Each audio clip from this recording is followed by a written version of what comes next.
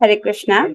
हम श्रीमद् भगवद गीता के द्वितीय अध्याय गीता का सार इसकी पुनरावृत्ति कर रहे हैं, अर्थात हम इसको रिवाइज कर रहे हैं संक्षिप्त में, और आज इस पर हमारा तीसरा दिन है। पिछली कक्षा में आपने पढ़ा था श्लोक संख्या 26, जिसमें भगवान कह रहे थे, किंतु यदि तुम यह सोचते हो कि आत्मा अथवा जीवन का लक्षण सदा जन्म लेता है तथा सदा मरता है, तो भी हे महाबाहु, तुम्हारे शोक करने का कोई कारण नहीं है। अर्जुन शोक कर रहे थे भौतिक पदार्थों के प्रति, जो कि अज्ञान का लक्षण है। इसीलिए भगवान अर्जुन को आत्मज्ञान देना प्रारंभ करते हैं श्लोक संख्या 12 से। जब व्यक्ति को वास्तविक ज्ञान होता है, अर्थात आत्मा और पदार्थ का ज्ञान होता है और उनके नियामक का ज्ञान होता है, तो वो इस प्रकार से शोक नहीं करता है। भगवान कहते हैं जो वास्तविक विद्वान है, जो वास्तविक पंडित है, वो ना तो जीवित के लिए शोक करता है, ना उसके लिए जिसने देह त्याग कर लिया है। अब भगवान ने श्लोक संख्या 12 से श्लोक संख्या 25 तक आत्मज्ञान बताया। अब भगवान उसी को दूसरे प्रकार से समझा रहे हैं अर्जुन, और कह रहे हैं कि अगर तुम ये भी सोचते हो कि आत्मा जो है सदा जन्म लेता है और सदा मरता है, इस प्रकार से भी अगर तुमको समझ आ रहा है, तो हे महाबाहु, तुम्हारे शोक करने का कोई कारण नहीं है। क्यों? जातस्य हि ध्रुवो मृत्युर् ध्रुवं जन्म मृतस्य च तस्मात् परिहार्येऽर्थे न त्वं शोचितुमर्हसि। क्योंकि जिसने जन्म लिया है उसकी मृत्यु निश्चित है, और मृत्यु के पश्चात पुनर्जन्म भी निश्चित है। अतः अपने अपरिहार्य कर्तव्य पालन में तुम्हें शोक नहीं करना चाहिए। अगर तुम आत्मा को उस तरीके से नहीं समझ पा रहे हो, तो अगर तुम ये भी समझते हो कि आत्मा बार बार जन्म लेता है और मरता है, तो देखो जिसने जन्म लिया उसकी मृत्यु तो निश्चित है, और मृत्यु निश्चित है तो उसके बाद पुनर्जन्म भी निश्चित है। इस प्रोसेस में ये तो होना ही है, तुम अपने कर्तव्य से पीछे क्यों हट रहे हो? आगे, अव्यक्तादीनि भूतानि व्यक्तम अध्यानि भारत अव्यक्त निधनान्येव तत्र का परिदेवना। सारे जीव प्रारंभ में अव्यक्त रहते हैं, मध्य अवस्था में व्यक्त होते हैं, और विनष्ट होने पर पुनः अव्यक्त हो जाते हैं। अतः शोक करने की क्या आवश्यकता है? इस श्लोक को बहुत डीप में भी समझा जा सकता है श्रीमद् भागवतम का को लेकर के, लेकिन इसका अर्थ भगवान जी कह रहे हैं, पहले आत्मा जो होता है अव्यक्त रहता है, मध्य अवस्था में जब उसको स्थूल शरीर प्राप्त होता है तब वो व्यक्त रहता है, और जब स्थूल शरीर नष्ट हो जाता है तो वापस से आत्मा अव्यक्त हो जाता है। फिर भगवान कहते हैं, हम इसकी विशद व्याख्या नहीं कर रहे हैं, हम इसको कर चुके हैं क्लास में, पर इस श्लोक को हम और गहराई में समझ सकते हैं अगर हम श्रीमद् भागवतम को लेकर चले, जिसमें भगवान बताते हैं कैसे महत तत्व से ये पंच तत्व बनते हैं, उसकी तरफ हम नहीं जा रहे हैं। फिर भगवान कहते हैं, अगर तुमको नहीं भी समझ आ रहा है हे अर्जुन, तो इसमें आश्चर्य की बात है। क्यों? क्योंकि आश्चर्यवत् पश्यति कश्चिदेनम् आश्चर्यवत् वदति तथैव चान्यः आश्चर्यवच्चैनमन्यः शृणोति श्रुत्वाप्येनं वेद न चैव कश्चित्। भगवान कह रहे हैं, कोई आत्मा को आश्चर्य से देखता है, कोई इसे आश्चर्य की तरह बताता है, तथा कोई इसे आश्चर्य की तरह सुनता है, किंतु कोई इसके विषय में सुनकर भी कुछ नहीं समझ पाते। आश्चर्य कैसे कि इतना छोटा आत्मा, बाल के अग्रभाग के 10,000वें हिस्से जितना छोटा, और वही आत्मा एक चींटी के शरीर में भी है, वही आत्मा हाथी के शरीर में भी है, वही आत्मा वेल के शरीर में भी है, और वही आत्मा इंद्र जो है आज उनके शरीर में भी वही आत्मा है, और वही आत्मा ब्रह्मा जी के शरीर में है। तो है ना आश्चर्य की बात, राइट? कैसे ये कंट्रोल करता है? तो भगवान कह रहे हैं कि सब आश्चर्य से देखते हैं। देहि नित्यम अवध्योयम देहे सर्वस्य भारत तस्मात् सर्वाणि भूतानि न त्वं शोचितुमर्हसि। हे भरतवंशी, शरीर में रहने वाले देही का कभी भी वध नहीं किया जा सकता। शरीर में रहने वाले देही अर्थात शरीर में रहने वाला आत्मा, उसका कभी भी वध नहीं किया जा सकता। अतः तुम्हें किसी भी जीव के लिए शोक करने की आवश्यकता नहीं है। वापस से, अतः तुम्हें किसी भी जीव के लिए शोक करने की आवश्यकता नहीं है। इसको भगवान स्पष्ट कर रहे हैं। स्वधर्मम अपि चावेक्ष्य न विकम्पितुमर्हसि धर्मयाधियुधा श्रेयो अन्य क्षत्रिय से न विद्यते। क्षत्रिय होने के नाते अपने विशिष्ट धर्म का विचार करते हुए तुम्हें जानना चाहिए कि धर्म के लिए युद्ध करने से बढ़कर तुम्हारे लिए अन्य कोई कार्य नहीं है, अतः तुम्हें संकोच करने की आवश्यकता नहीं। तो अर्जुन क्षत्रिय है और क्षत्रिय का धर्म है कि वो इस धर्म युद्ध में लड़े, इसीलिए उनको युद्ध करना चाहिए और युद्ध से बढ़कर उनके लिए इस वक्त कोई और कार्य नहीं है। यहाँ पर उससे हमें ये भी इंगित होता है कि जो हमारा स्वधर्म है हमको उसको पालन करना चाहिए। यदृच्छया चोपपन्नम स्वर्ग द्वारम अपावृतम सुखिनः क्षत्रियः पार्थ लभन्ते युद्धमीदृशम। हे पार्थ, वे क्षत्रिय सुखी हैं जिन्हें ऐसे युद्ध के अवसर अपने आप प्राप्त होते हैं, जिससे उनके लिए स्वर्ग लोक के द्वार खुल जाते हैं। अर्जुन को ये संदेह था। क्या संदेह था? कि अगर हम गुरुजनों की हत्या करेंगे तो हमको पाप लगेगा और हमारा परलोक खराब होगा। लेकिन भगवान इससे स्पष्ट कर रहे हैं कि आप धर्म युद्ध में लड़ रहे हो और एक क्षत्रिय के लिए इससे बड़ा और कोई श्रेय होता ही नहीं है, क्योंकि धर्म युद्ध में लड़ने से अगर क्षत्रिय वहां पर वीर गति को भी प्राप्त होता है तो उसको स्वर्ग प्राप्त होता है, राइट, उसको स्वर्ग लोक प्राप्त होता है। अथ चेत्मिमं धर्म्यं संग्रामं न करिष्यसि ततः स्वधर्मं कीर्तिं च हित्वा पापम अवाप्स्यसि।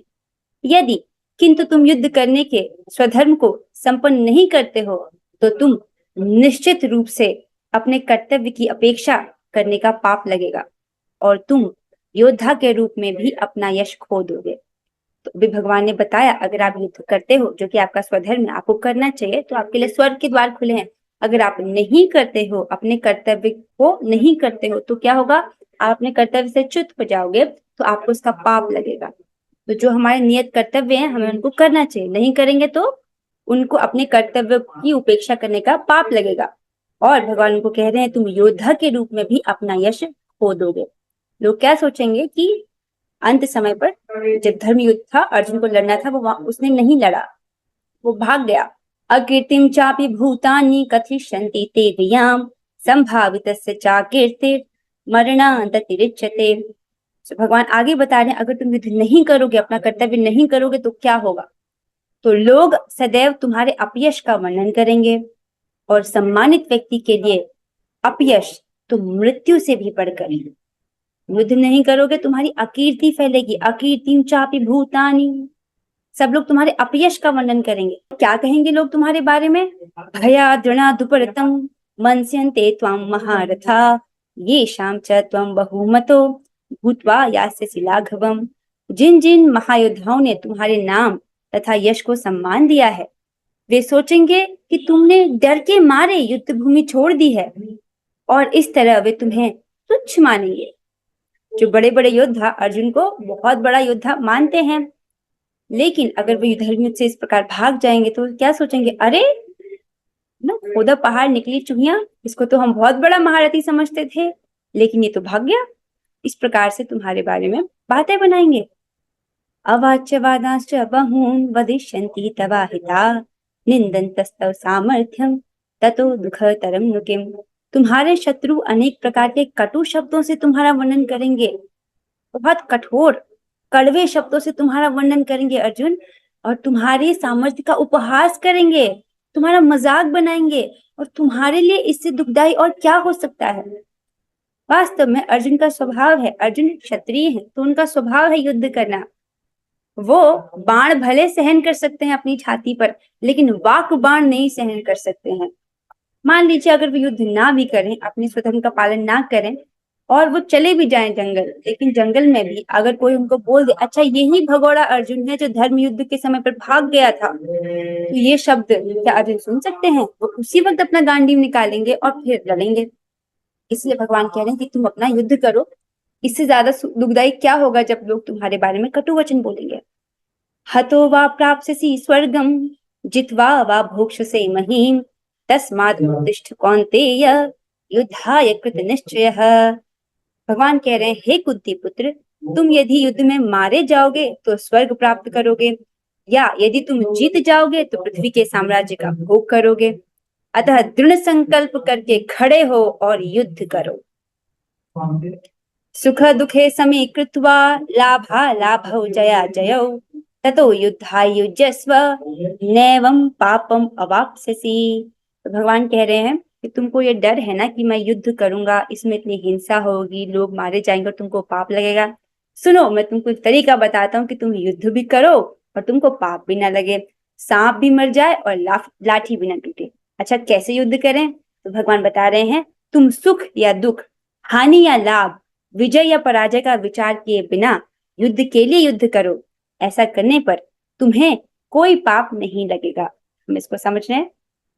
भगवान कह रहे थे कि आप दोनों ही आउटकम, चाहे सुख हो दुख हो, उन दोनों का विचार किए बिना करो, क्योंकि दोनों में ही क्या होगा? चित्त की शुद्धि। नहीं, आप इसको समझ रहे हैं? दोनों को करते हैं भगवान। अगर अर्जुन कर्तव्य बुद्धि से करते हैं, भगवान को प्रसन्न करने की इच्छा करते हैं, तो चाहे वो हार गए चाहे वो जीत गए, दोनों में ही क्या होगा? उनको आत्मज्ञान प्राप्त होगा। अगर हम अपने स्वधर्म का पालन कर्तव्य बुद्धि से करते हैं, भगवान की प्रसन्नता के लिए करते हैं, तो वही स्वधर्म पालन करने से हमको आत्मज्ञान प्राप्त होता है। लेकिन अगर हम उसको किसी सकाम भाव से कर रहे हैं, तब हमको वो जो हमने इच्छा की है वो प्राप्त होता है। आप समझ रहे हैं इसको?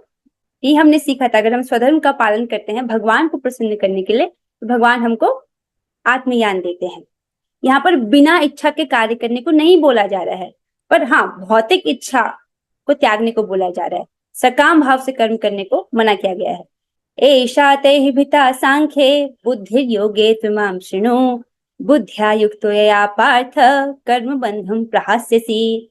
भगवान कह रहे हैं, यहाँ मैंने वैशेषिक अध्ययन अर्थात सांख्य योग द्वारा इस ज्ञान का वर्णन किया है। अब निष्काम भाव से कर्म करना बता रहा हूं, उसे सुनो। हे प्रथा पुत्र, तुम यदि ऐसे ज्ञान से कर्म करोगे तो तुम कर्मों के बंधन से अपने को मुक्त कर सकते हो। तो भगवान ने अभी तक सांख्य योग का वर्णन किया। सांख्य योग अर्थात जिसमें हम आत्मा और पदार्थ का वैशेषिक अध्ययन करते हैं। सांख्य योग अर्थात जो आत्म तत्व को प्रकाशित करे। सांख्य योग अर्थात जिसमें हम न एति करके पृथ्वी के तत्वों को पढ़ते हैं और आत्मा कैसे उनसे अलग है इस बात को समझने का प्रयास करते हैं। तो यहाँ पर भगवान ने सांख्य योग बोला और यहाँ पर आस्तिक सांख्य योग की बात हो रही है। तो सांख्य योग में हम क्या करते हैं? प्रकृति के 24 तत्व पढ़ते हैं और आत्मा और परमात्मा। तो अभी तक भगवान ने 24 तत्वों का भी वर्णन किया, क्योंकि देखिए, आत्मा अच्छेद्योयम अक्लेद्योयम अदायोयम है ना, उसको काटा नहीं जा सकता, छेदा नहीं जा सकता, सुखाया नहीं जा सकता। इस प्रकार से भगवान ने बताया कि ये भौतिक तत्व नहीं है, राइट। और अगर कोई ऐसा सोचे कि क्या पता आत्मा आकाश है, क्योंकि आकाश को तो हम काट भी नहीं सकते, उसको छेद भी नहीं सकते, उसको जला भी नहीं सकते, उसको सुखा भी नहीं सकते। पर भगवान बोल चुके हैं क्या है? ये चैतन्य है, पूरे शरीर में चेतना के रूप में व्याप्त रहता है। अब आकाश तो चेतना नहीं है, राइट, तो वो वाला तत्व भी कट जाता है। और 25वां तत्व है आत्मा और 26वां है परमात्मा। अच्छा, भगवान ने अपने आप को कहाँ इंक्लूड किया? सबसे पहले श्लोक में, न त्वेवाहं जातु नासं न त्वं नीमे जनाधिपा। ऐसा कभी नहीं था जब तुम नहीं थे या जब मैं नहीं था। तो जब भगवान मैं कह रहे हैं अर्थात उन्होंने परमात्मा के रूप में अपने आप को इंक्लूड कर दिया। तो भगवान भी है, तो ये आस्तिक सांख्य योग का वर्णन हुआ है। अब भगवान बोल रहे हैं कि अब मैं तुमको निष्काम भाव से कर्म करना बता रहा हूँ, क्योंकि भगवान को लगा, भगवान ने ज्ञान दिया, लेकिन भगवान कह रहे हैं कि अगर तुमको नहीं समझ आया आत्मज्ञान, आत्मज्ञान कब समझ आता है? जब व्यक्ति का चित्त शुद्ध हो। जब व्यक्ति का चित्त शुद्ध है, उसको आत्मज्ञान दिया जाता है और उसका सारा शोक मोह भय सब नष्ट हो जाता है, राइट। क्योंकि वो समझ गया कि मैं शरीर नहीं हूँ, तो जो शरीर से संबंधित जो चीजें हैं, जो वस्तुएं हैं, जो लोग हैं, वो मेरे नहीं है, ये मेरी वास्तविक रियलिटी नहीं है। मैं तो आत्मा हूँ, मैं तो भगवान का हूँ। तो वो जब जब उसका चित्त शुद्ध होता है, इस बात को स्वीकार करता है, उसका सारा शोक भय और मोह नष्ट हो जाता है। लेकिन भगवान देख रहे हैं, भगवान बहुत अच्छे टीचर हैं, तो देख रहे हैं कि ये बच्चे को समझ नहीं आया, तो बोल रहे हैं कि अब मैं तुमको निष्काम भाव से कर्म करना बता रहा हूँ। अब निष्काम भाव से कर्म करेंगे तो क्या होगा? चित्त शुद्ध होगा। व्यक्ति का चित्त शुद्ध होगा तो क्या होगा? उसको आत्मज्ञान प्रकाशित होगा, राइट। उसे सुनो। हे प्रथा पुत्र, तुम यदि ऐसे ज्ञान से कर्म करोगे तो तुम कर्मों के बंधन से अपने को मुक्त कर सकते हो, राइट। तो तुम कर्म करते हुए भी तुमको कर्मों का बंधन नहीं लगेगा। अर्जुन को भय है ना कि मैं युद्ध करूंगा तो मुझे पाप लग सकता है, कर्मों का बंधन लगेगा, राइट, और मेरा परलोक खराब हो जाएगा। तो भगवान बता रहे हैं, मैं तुमको बता रहा हूँ, सुनो उसको। और अब भगवान उसका बेनिफिट बता रहे हैं कि अगर तुम ऐसा करोगे तो यहाँ पे क्या लाभ है, तुम उसके बारे में सुनो। कहते हैं, नेहाभिक्रम नाशोस्ति प्रत्यवायो न विद्यते, स्वल्पम अप्यस्य धर्मस्य त्रायते महतो भयात्। इस प्रयास में ना तो हानि होती है न ह्रास, अपितु इस पथ पर की गई अल्प प्रगति, थोड़ी सी भी प्रगति भी महान भय से रक्षा कर सकती है। ये जो प्रयास है इसमें कोई लॉस नहीं है। जैसे भौतिक जगत में अगर हम प्रयास करते हैं, अगर वो पूरा नहीं हुआ तो लॉस हो जाता है, राइट। जैसे मान लीजिए किसी को एग्जाम क्लियर करना है और उसने बहुत मेहनत की, राइट, लेकिन कट ऑफ क्लियर नहीं हुआ तो फेल हो गया, तो जितनी मेहनत की वो सब पानी में चली गई ना, उसका क्लियर नहीं हो पाया, राइट। लेकिन भगवान कह रहे हैं कि यहाँ पर कोई लॉस नहीं है, अगर तुम थोड़ा सा भी करोगे तो क्या होगा, थोड़ी सी प्रगति से भी महान भय से रक्षा हो जाती है। और इसमें कोई ह्रास नहीं है, अर्थात कोई उल्टा प्रभाव नहीं है। ऐसा होता है कि कर्म कांड में बहुत सारे मंत्र होते हैं और अगर आपने उनको गलत उच्चारण किया तो उल्टा रिएक्शन हो सकता है, राइट। लेकिन यहाँ पर ऐसा कुछ भी नहीं, उल्टा प्रभाव नहीं पड़ता है। व्यवसाय, तो फिर अब भगवान इसके बारे में बोल रहे हैं कि जो इस रास्ते में चलता है वो कैसा व्यक्ति होता है, उसके विषय में बता रहे हैं। व्यवसायात्मिका बुद्धि एके कुरुनंदन बहु शाखानंताश्च बुद्धियो स व्यवसायिनाम। भगवान कह रहे हैं जो इस मार्ग पर चलते हैं वे प्रयोजन में दृढ़ रहते हैं और उनका लक्ष्य भी एक होता है, लक्ष्य भी एक होता है। हे कुरुनंदन, जो दृढ़ प्रतिज्ञ नहीं है उनकी बुद्धि अनेक शाखाओं में विभक्त रहती है। तो ये श्लोक हमको बार बार पढ़ना चाहिए क्योंकि भगवान स्पष्ट कर रहे हैं जो दृढ़ प्रतिज्ञ नहीं है उनकी बुद्धि अनेक शाखाओं में विभक्त रहती है और इस रास्ते में जो चलते हैं वो प्रयोजन में दृढ़ रहते हैं, अर्थात दृढ़ संकल्प वाला तो हमको बनना ही है, राइट। और हम सभी ने लिखे ना 3 संकल्प कृष्ण के लिए, हम करते हैं ना उसको रोज, आप लोग करते हो ना उसको रोज, वेरी गुड, बहुत अच्छे। आगे चलते हैं। तो भगवान कहते हैं यामिमां पुष्पितां वाचं प्रवदन्त्य विपश्चितः वेदवादरतः पार्थ नान्यदस्तीति वादिनः। अल्पज्ञानी मनुष्य वेदों के उन अलंकारिक शब्दों के प्रति अत्यधिक आसक्त रहते हैं। कामात्माना स्वर्गपरा जन्म कर्म फल प्रदाम क्रिया विशेष बहुलाम भोगैश्वर्य गतिम प्रति। और उन वेदों में क्या लिखा होता है, राइट, जो स्वर्ग प्राप्ति, अच्छे जन्म, शक्ति इत्यादि के लिए विविध सकाम कर्म करने की संस्तुति करते हैं। इंद्रिय तृप्ति तथा ऐश्वर्यमय जीवन की अभिलाषा के कारण वे कहते हैं कि इससे बढ़कर और कुछ नहीं है। ठीक है ना, भगवान बता रहे हैं। अब भगवान ने कहा कि अब मैं तुमको उस निष्काम भाव से कर्म करना बता रहा हूं, तो इसकी भूमिका बना रहे भगवान। भगवान कह रहे हैं कि जो अल्पज्ञानी मनुष्य हैं, अर्थात जो कम जानने वाले हैं, या कहीं कहीं पर अल्पज्ञानियों को मूर्ख भी बोला जाता है, वो लोग क्या है, वो वेदों में जो अलंकारिक भाषा है उससे प्रभावित हो जाते हैं, उससे आसक्त रहते हैं। क्यों? क्योंकि वेद उनको प्रलोभन देता है। किस प्रकार का प्रलोभन? कि आपको स्वर्ग मिल सकता है, अच्छा जन्म मिलेगा, इस जगत में शक्ति मिलेगी, राइट। तो इससे क्या होता है, इस प्रकार के सकाम कर्म करने की संस्तुति करता है कौन? वेद, राइट। और वेद इस प्रकार के प्रलोभन क्यों देता है? वेद माता स्वरूपिणी है, राइट। तो जिस बच्चे को जो चाहिए उसके लिए वो प्रपोजल्स दे देती है, राइट। तो माता के सारे बच्चे एक जैसे तो नहीं है, राइट। सब लोग तो भक्ति नहीं करे, किसी किसी को इसी जगत में बहुत महान बनना है, तो उनको भी, ताकि वो कुछ नियम पालन करें, कुछ उनका चित्त शुद्ध हो, कुछ नियम पालन करना सीखें, इस प्रकार से अलग अलग विधि विधान है। तो इंद्रिय तृप्ति तथा ऐश्वर्यमय जीवन की अभिलाषा रखते हैं ऐसे लोग, कौन? अल्पज्ञानी लोग। और उसके कारण वे कहते हैं कि इससे बढ़कर और कुछ नहीं है, वो सोचते हैं कि यही सबसे बड़ी चीज है। भोग ऐश्वर्य प्रसक्तानां तया प्रहृत चेतसाम व्यवसायात्मिका बुद्धि समाधौ न विधीयते। जो लोग इंद्रिय भोग तथा भौतिक ऐश्वर्य के प्रति अत्यधिक आसक्त होने से ऐसी वस्तुओं से मोहग्रस्त हो जाते हैं, उनके मनों में भगवान के प्रति भक्ति का दृढ़ निश्चय नहीं होता, राइट। किनके मन में भक्ति का दृढ़ निश्चय नहीं हो पाता, इसको भी स्पष्ट कर दिया भगवान ने, राइट। हम सबको भक्ति करनी है, आपको भक्ति करनी है, इसलिए तो आप हर दिन दृढ़ संकल्प लेकर के गीता क्लास में उपस्थित हो जाते हैं, राइट। ये आपका दृढ़ संकल्प है। लेकिन ऐसे भी भक्त हैं जो ग्रुप में हैं, राइट, लेकिन वो क्लास में नहीं आ पाते, उनका भक्ति का दृढ़ निश्चय नहीं हो पाता है।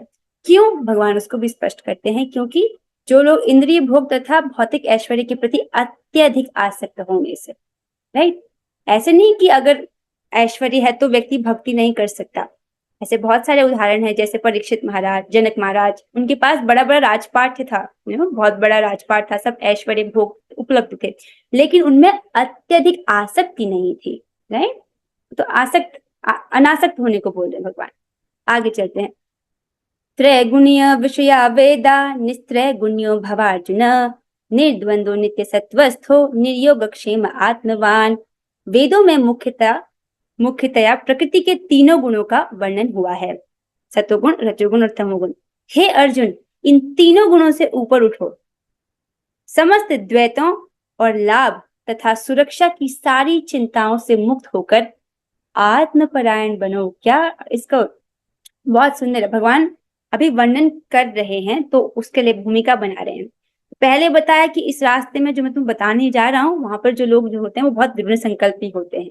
और दृढ़ संकल्पी कौन नहीं हो पाते? जिनको इस जगत में ऐश्वर्य चाहिए या इंद्रिय भोग की इच्छा है और उसके प्रति वो अत्यधिक आसक्त है। राइट।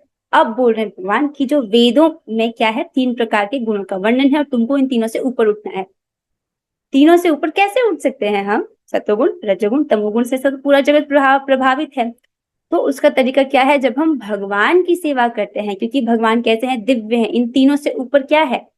राइट, भगवान दिव्य है, अर्थात सतोगुण, रजोगुण, तमोगुण से ऊपर है। तो जब हम भगवान की सेवा करते हैं तो भक्त अपने आप दिव्य अवस्था में आ जाता है। राइट। समस्त द्वैतों और लाभ तथा सुरक्षा की सारी चिंताओं से मुक्त होकर आत्मपरायण बनो। यावानर्थ उद्पाने सर्वतः संप्लुतोदके तावान सर्वेषु वेदेषु ब्राह्मणस्य विजानत। भगवान समझा रहे हैं, एक छोटे से कूप का सारा कार्य एक विशाल जलाशय तुरंत पूरा कर सकता है। उसी प्रकार वेदों के आंतरिक तात्पर्य जानने वाले को उसके सारे प्रयोजन सिद्ध हो जाते हैं। भगवान ने उदाहरण दिया था बहुत सुंदर, जैसे छोटे कुआं है, राइट, उसका जो काम है वो काम एक बहुत बड़ा तालाब आराम से पूरा कर सकता है। राइट। उसी प्रकार जो वेद का मर्म समझते हैं, राइट, वो क्या है? जो वेद का आंतरिक तात्पर्य जान रहा है वो वेद के सारे प्रयोजन उसके सारे प्रयोजन सिद्ध हो जाते हैं। अच्छा, तो फिर प्रश्न बनता है कि ये वेद का आंतरिक तात्पर्य है क्या? वेद का मर्म क्या है? भगवान उसको भगवत गीता के अध्याय 15 पुरुषोत्तम योग में बताते हैं। अध्याय 15 श्लोक संख्या 15 क्या बोलते हैं? सर्वस्य चाहम हृदि सन्निविष्टम मत्त स्मृतिर्ज्ञानमपोहनम च वेदश्च सर्वैरहमेव वेद्यो वेदांत कृत वेद विदेव चाहम। भगवान कहते हैं, मैं ही समस्त प्राणियों के हृदय में उपस्थित परमात्मा हूँ और मुझसे ही स्मृति और विस्मृति और ज्ञान होता है और वेदों के द्वारा मुझे ही जाना जाता है। मैं ही सारे वेदों का प्रयोजन हूँ। राइट। सारे वेद क्यों है? भगवान कृष्ण को जानने के लिए, और निसंदेह मैं सभी वेदों का संकलन करता हूँ। तो समझ आ रहा है वेदों का आंतरिक तात्पर्य क्या है? कृष्ण भावनामृत होना, भगवान श्री कृष्ण की सेवा करना। राइट। और सारे वेदों का उद्देश्य है भगवान को जानना कि पूर्ण पुरुषोत्तम भगवान कौन है? भगवान श्री कृष्ण। और अपने आप को उनकी सेवा के लिए, प्रेममयी सेवा के लिए समर्पित करना। आगे चलते हैं।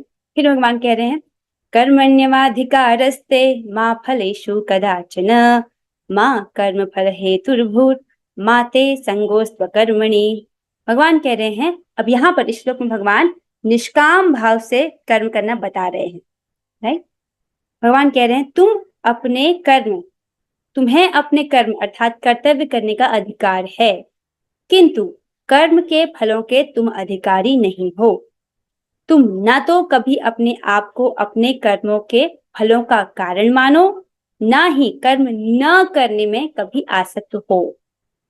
बहुत सुंदर श्लोक है, इसको हमने एक चार्ट से समझा था। राइट। कर्म, विकर्म और अकर्म। राइट। कर्म अर्थात जब हम अपने नियत कर्तव्य को करते हैं, राइट, जैसा कि शास्त्र में वर्णित होता है। विकर्म, शास्त्रों के ऑपोजिट जाके कोई कर्म करना जिसके लिए पाप लगता है। और अकर्म अर्थात कुछ नहीं करना। तो अकर्म तो जीवात्मा कभी कर ही नहीं सकता, क्योंकि भगवान कहते हैं कि जीवात्मा एक क्षण भी बिना कर्म किए रह नहीं सकता। राइट। तो भगवान कह रहे हैं कि तुम अपने आप को अपने कर्मों के फलों का कारण ना मानो। राइट। और ना ही कर्म न करने में कभी आसक्त हो। तो अकर्म करने को नहीं बोल रहे, विकर्म करने को नहीं बोल रहे, तो कर्म करने को बोल रहे। अब कर्म भी हम 2 प्रकार से कर सकते हैं, सकाम भाव से या निष्काम भाव से।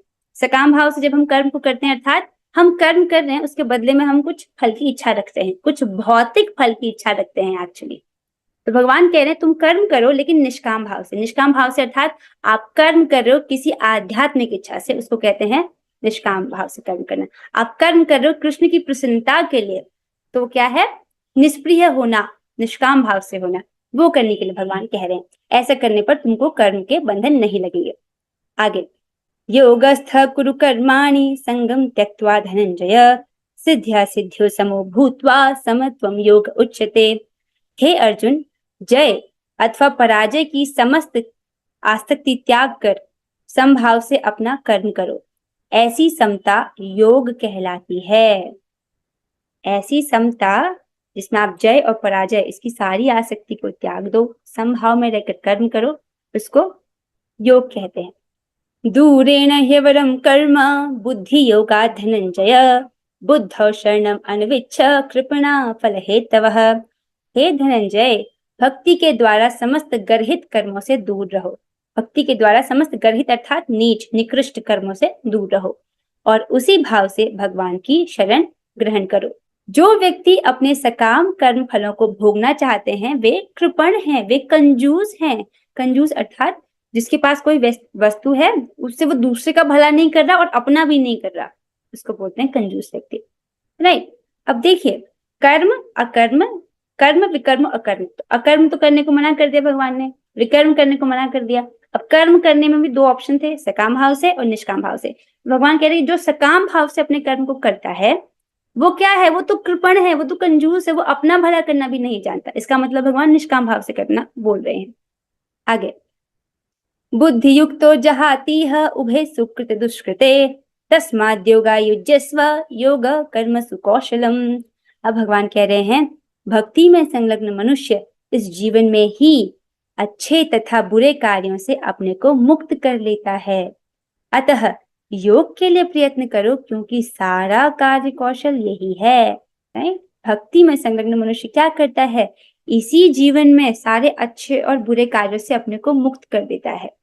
व्यक्ति को पाप क्यों भोगना पड़ता है, क्योंकि उसके बुरे कर्मों का फल होता है पाप, नहीं, ये सब उसको भोगना पड़ता है। तो ये सब नष्ट हो जाता है जब व्यक्ति भक्ति करता है। तो कर्मजं बुद्धि युक्ता ही फलम त्यक्त्वा मनीषिणः जन्म बंध विनिर्मुक्ता पदम गच्छन्त्यनामयम्। इस तरह भगवत भक्ति में लगे रहकर बड़े बड़े ऋषि मुनि अथवा भक्तगण अपने आप को इस भौतिक संसार में कर्म के फलों से मुक्त कर लेते हैं। इस प्रकार वे जन्म मृत्यु के चक्र से छूट जाते हैं और भगवान के पास जाकर उस अवस्था को प्राप्त करते हैं जो समस्त दुखों से परे है। तो बहुत सुंदर है, यहाँ पर भगवान बड़े बड़े ऋषि मुनियों का एग्जाम्पल देते हैं। टीका में हमने पढ़ा था जैसे जनक महाराज आदि, वो सब भी निष्काम कर्म योग के मार्ग से उन्होंने क्या किया है, वो भौतिक संसार के कर्म के फलों से मुक्त हो गए थे। यहाँ पर एक शब्द आया था बुद्धि योग। ये दूरेण ह्यवरम कर्म बुद्धि योगा धनंजय, इस बुद्धि योग का आश्रय लेकर समस्त गर्हित कर्मों से दूर रहो। तो ये बुद्धि योग क्या है, इसको प्रभुपाद जी ने हमें टीका में स्पष्ट किया था कि भगवत गीता के अध्याय 10 श्लोक संख्या 10 में भगवान बताते हैं कि बुद्धि योग क्या है और कैसे प्राप्त होती है। उन्होंने कहा था तेषां सतत युक्तानां भजतां प्रीतिपूर्वकम ददामि बुद्धि योगम तम येन माम उपयान्ति ते। जो निरंतर, जो सदैव प्रीति पूर्वक मेरा भजन करते हैं उन्हें मैं ये बुद्धि योग प्रदान करता हूं जिसके द्वारा वे मुझ तक आ सकते हैं। जिस बुद्धि योग की भगवान बात कर रहे हैं वो कुछ और नहीं, उनकी भक्ति है, जिसके विषय में वो भगवान अध्याय 10 में बोलते हैं। आगे चलते हैं, दिस इज द लास्ट श्लोक आई थिंक। भगवान कह रहे थे इस तरह भगवत भक्ति में लगे रहकर बड़े बड़े ऋषि मुनि अथवा भक्तगण अपने आप को इस भौतिक संसार में कर्म के फलों से मुक्त कर लेते हैं और इस प्रकार वे जन्म मृत्यु के चक्र से छूट जाते हैं और भगवान के पास जाकर उस अवस्था को प्राप्त करते हैं जो समस्त दुखों से परे है। अब इससे आगे हम अगली कक्षा में पढ़ेंगे। हम महाप्रभु को प्रणाम करेंगे और उनकी प्रसन्नता हेतु हम हरिनाम बोलेंगे। आज गौर पूर्णिमा है और गौर पूर्णिमा अर्थात आज के दिन महाप्रभु का आविर्भाव तिथि है। आज के दिन वो आए थे। महाप्रभु और कोई नहीं, भगवान श्री कृष्ण स्वयं हैं जो राधा रानी के भाव में को लेकर प्रकट हुए हैं और वो परम करुणामयी हैं। राधा रानी जिस प्रकार पात्र अपात्र नहीं देखती हैं, अपनी कृपा बरसाती हैं, उसी प्रकार गौरंग महाप्रभु भी हम पर कृपा लुटाने के लिए ही आए हैं। उनका सिंपल मोटो क्या है? उन्होंने हमको क्या बोला है? कीर्तनीय सदा हरि। अगर एक लाइन में आपको समझना है तो प्रमुख उसमें क्या है? भगवान बोलते हैं कि हमको हरे कृष्ण महामंत्र का जप करना चाहिए। चलिए अब आप हाथ जोड़िए, हम महाप्रभु को प्रणाम करते हैं। नमो महावदन्याय कृष्ण प्रेम प्रदायते कृष्णाय कृष्ण चैतन्य नामिने गौरतुषे नमः। हे महाप्रभु, आप तो पात्र अपात्र नहीं देखते हैं, कृपा करके हम पर अपनी कृपा करें और हमको हरिनाम में रस दें, क्योंकि हमें अभी स्वाद नहीं प्राप्त है और हम उसको कर्तव्य बुद्धि से करते हैं। आप कृपा करके हमको हरे कृष्ण महामंत्र में, हरिनाम में थोड़ा रस दे दीजिए। आइए अब हम सब 3 बार हरे कृष्ण महामंत्र बोलेंगे। आप अपने दोनों हाथों को उठा करके उच्च स्वर से हरे कृष्ण महामंत्र बोलिए and then we are ending the class. Let's do it together. Hare Krishna, Hare Krishna, Krishna Krishna, Hare Hare, Hare Rama, Rama Rama, Hare Hare, Hare Krishna, Hare Krishna, Krishna Krishna, Hare Hare, Hare Rama, Rama Rama, Hare Hare, Hare Krishna, Hare Krishna, Krishna Krishna, Hare Hare, Hare Rama, Rama Rama, Hare Hare। Shrimad Bhagavad Gita की जय, श्री प्रभुपाद की जय। All glory to Shri Guru Gauranga. Hare Krishna.